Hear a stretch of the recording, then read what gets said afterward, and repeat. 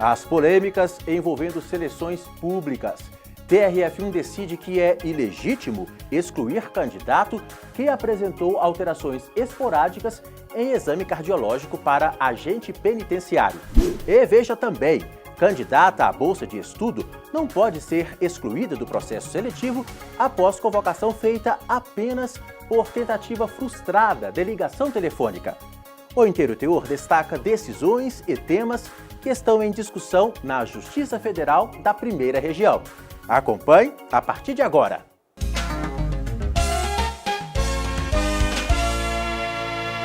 Uma decisão recente do TRF da Primeira Região esclareceu que alterações momentâneas em exames cardiológicos não são suficientes para eliminar candidatos a cargos relacionados à segurança pública. Apenas problemas constantes, sistemáticos, poderiam impedir o exercício. Veja a história de um candidato aprovado em todas as fases para agente penitenciário federal que teve que buscar a justiça para conseguir o trabalho, já que a alteração momentânea detectada no exame não impediria a capacidade física dele para desempenhar as atribuições.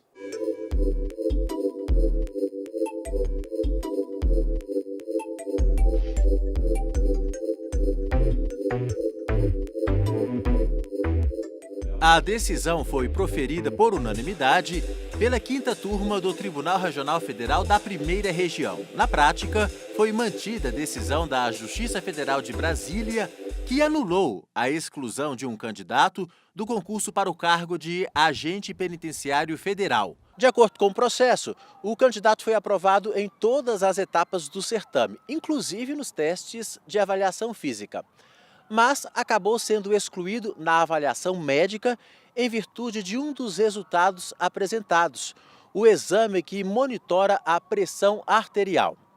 Pelo edital, se o resultado indicasse hipertensão sistólica, este candidato estaria inapto para a função. A hipertensão sistólica é o aumento da pressão máxima, né? É uma doença multifatorial desencadeada por um monte de fatores, dentre a obesidade, sedentarismo, o consumo inadequado de sódio, de sal, né, tabagismo, o alcoolismo e, claro, relacionado à parte genética. O Ministério da Justiça, responsável pelo concurso à época, sustentou no tribunal que não houve abuso ou desvio de poder ao eliminar o candidato, porque o edital previa que o cargo de agente não poderia ser assumido por quem sofre de pressão alta. Mas o desembargador federal Souza Prudente, relator do recurso no TRF1, destacou que a sentença da primeira instância estava correta e de acordo com a jurisprudência já consolidada na Justiça Federal e nos tribunais superiores, não merecendo reparos.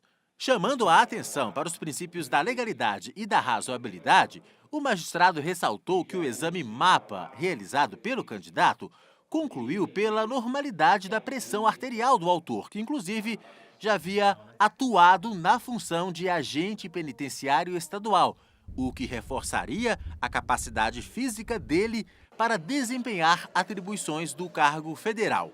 A decisão esclareceu ainda que alterações momentâneas em exames cardiológicos não são suficientes para eliminar candidatos de certames públicos.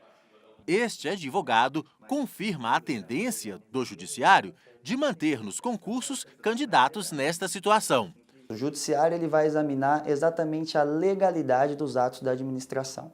Os atos da administração, para se tornarem válidos, se tornarem legais, dependem do exame desses princípios, como o da razoabilidade. O Judiciário, munido de provas que demonstram a capacidade física do candidato, ele com certeza vai julgar em prol do candidato. É importante constar no relatório médico e na perícia judicial, se for o caso, que o candidato não sofre de hipertensão de forma constante e sistemática, o que realmente pode impedir o exercício de alguns cargos, como os relacionados à segurança pública.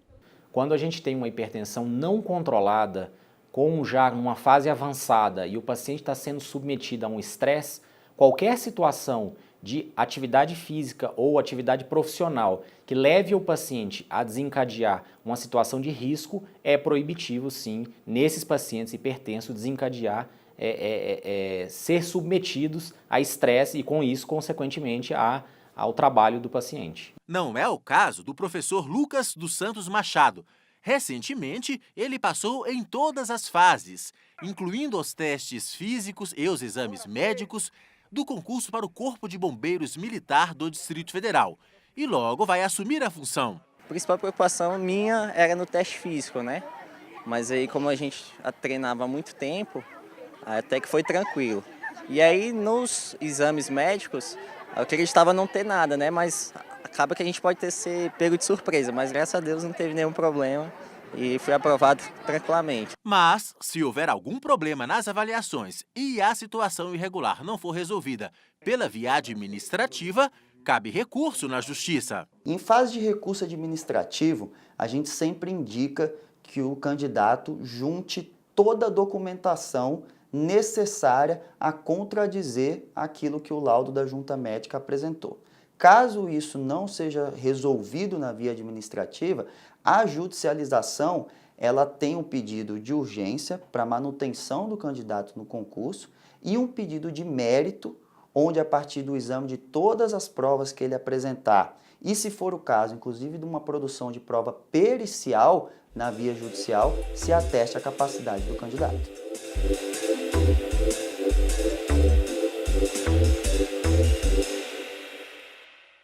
Olha, no site do TRF1 você encontra outras notícias sobre as decisões do tribunal. O endereço é trf1.jus.br. A seguir, mais uma decisão relacionada a concurso. Dessa vez, o ProUni, que concede bolsas de estudo para a graduação em faculdades particulares. Uma tentativa de comunicação por telefone não é suficiente para eliminar candidato. Já já, aqui no Inteiro Teor.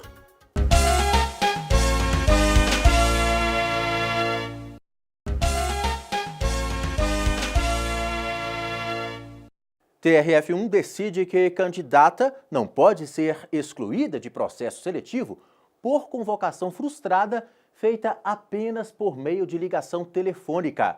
O caso em questão trata do ProUni, programa do governo federal destinado a universitários. Acompanhe com Daniela Garcia.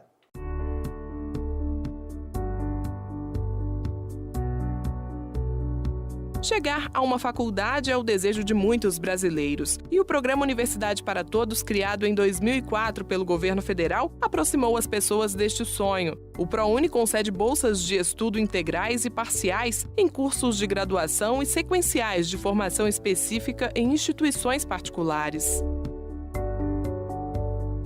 Larissa já está quase concluindo a faculdade de jornalismo por meio do ProUni. Ela conseguiu uma bolsa integral e conta como soube que havia sido contemplada. Eu recebi uma mensagem, um e-mail do MEC dizendo para eu acessar a página do ProUni e acompanhar se eu tinha conseguido a bolsa ou não, numa lista que eles disponibilizaram.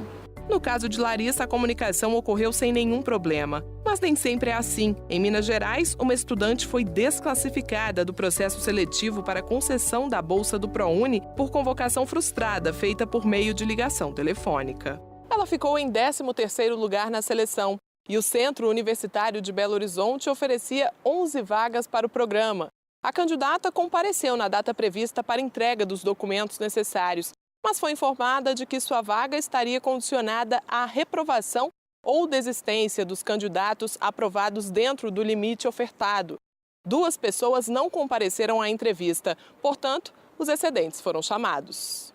A instituição, porém, só tentou contato com a candidata por telefone e, como não conseguiu, desclassificou a estudante e convocou o próximo da lista de espera. Nenhum outro meio de comunicação foi usado. Diante da situação, ela entrou com uma ação contra a União e o Centro Universitário. Já em primeira instância, a Justiça Federal anulou o ato que promoveu a desclassificação dela no processo seletivo. Este advogado explica que a administração pública precisa seguir o princípio da proporcionalidade e razoabilidade na prática dos atos administrativos. A própria lei também trata da comunicação desses atos, pelo artigo 26, seu parágrafo 3º, que dizendo que o interessado ele pode se dar por ciente no processo, ele pode ser comunicado de qualquer ato através de uma carta com aviso de recebimento, ele pode também se dar por intimado de um determinado ato através de um telegrama com a confirmação de recebimento desse telegrama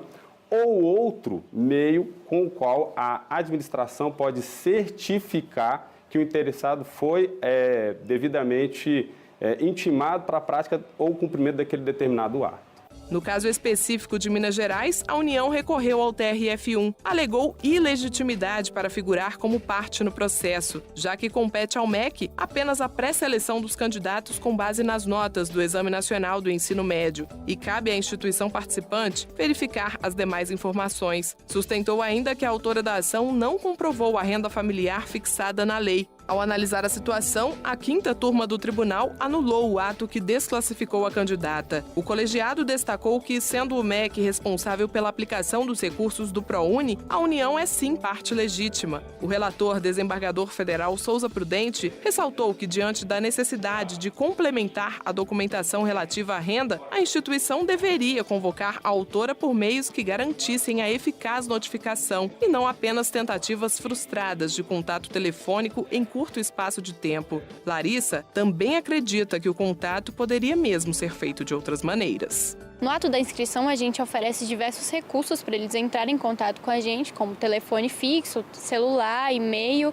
Então, existem outras possibilidades deles entrarem em contato com a gente. Não deve ser somente por e-mail ou somente por telefone.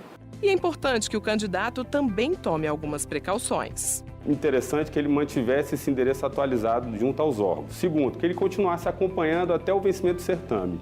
Terceiro, deixar sempre claro telefone, e-mail, avisar assim, as pessoas mais próximas, né, que pode ser que chegue algum documento importante e acompanhar junto à administração. Essas seriam as dicas mais importantes.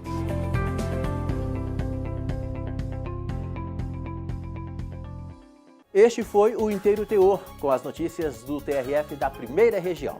Você pode rever as reportagens que mostramos aqui no nosso portal e também no YouTube. E o TRF1 está também no Facebook e no Instagram. Basta acessar estes endereços que aparecem aí no seu vídeo. Obrigado por sua companhia e até o próximo programa.